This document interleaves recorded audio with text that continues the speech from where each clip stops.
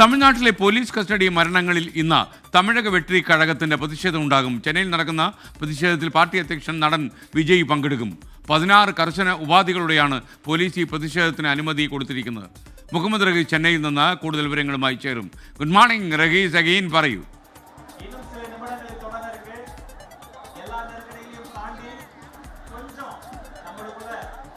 SKN Tamilaga Vettri കഴകത്തെ സംബന്ധിച്ചിടത്തോളം അവരുടെ ഏറ്റവും പ്രധാനപ്പെട്ട ഒരു ദിവസമാണിന്ന്. അവരുടെ പ്രസിഡന്റ് രാഷ്ട്രീയത്തിലേക്ക് കടന്നതിനു ശേഷം വിജയുടെ ആദ്യത്തെ പ്രതിഷേധമാണ് ഇപ്പോൾ ഇവിടെ നടക്കാൻ പോകുന്നത്. വിജയ് നേതൃത്വം നൽകുന്ന ആദ്യ പ്രതിഷേധം തമിഴ്നാട്ടിൽ സ്റ്റാലിൻ സർക്കാർ അധികാരത്തിലെത്തിയതിനു ശേഷം നടന്ന കസ്റ്റഡി കൊലപാതകങ്ങൾ, അത് 24 കൊലപാതകങ്ങളുണ്ട്. ആ 24 കൊലപാതകങ്ങളിൽ പ്രതിഷേധിച്ചുകൊണ്ടാണ് ഇപ്പോൾ ഇവിടെ തമിഴക വെട്രി കഴകത്തിന്റെ നേതൃത്വത്തിൽ ചെന്നൈയിൽ ഒരു വലിയ പ്രതിഷേധം നടക്കുന്നത്.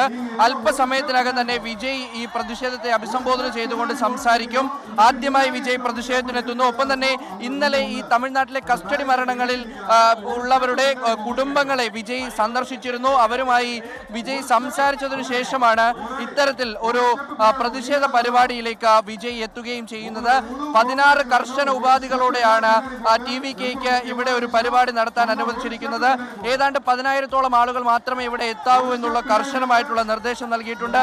ഒപ്പം തന്നെ ഇരുചക്ര വാഹനങ്ങളിൽ എത്തുന്നവർ ബൈക്ക് റേസ് നടത്തരുത്, ഒപ്പം തന്നെ പടക്കം പൊട്ടിക്കരുത്, യാതൊരു തരത്തിലുള്ള സുരക്ഷാ വീഴ്ചയും ഉണ്ടാക്കരുത്. അങ്ങനെയാണെങ്കിൽ TVKക്കെതിരെ കേസെടുക്കും എന്നതടക്കമുള്ള നിർദ്ദേശങ്ങൾ നൽകിക്കൊണ്ടാണ് പോലീസ് ഇത്തരത്തിലൊരു സമരത്തിന് അനുമതി നൽകിയിരിക്കുന്നത്. ഇവിടെ വലിയൊരു ജനക്കൂട്ടമാണ്. രാവിലെ മുതൽ തന്നെ ഏതാണ്ട് 7,000-ലധികം പ്രവർത്തകർ ഇപ്പോൾ തന്നെ ഇവിടെ എത്തിയിട്ടുണ്ട്. അത്തരത്തിൽ വലിയ പ്രതിഷേധത്തിന് TVK തയ്യാറെടുക്കുന്നു. മാത്രമല്ല വിജയുടെ ഒരു എൻട്രി കൂടിയാണിത്.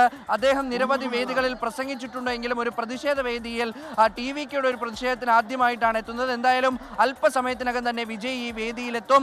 ഇനി സ്റ്റാലിൻ സർക്കാരിനെതിരെ അദ്ദേഹം സംസാരിക്കാൻ പോകുന്ന വാക്കുകൾ അതും ഏറെ പ്രസക്തമാണ്. SKN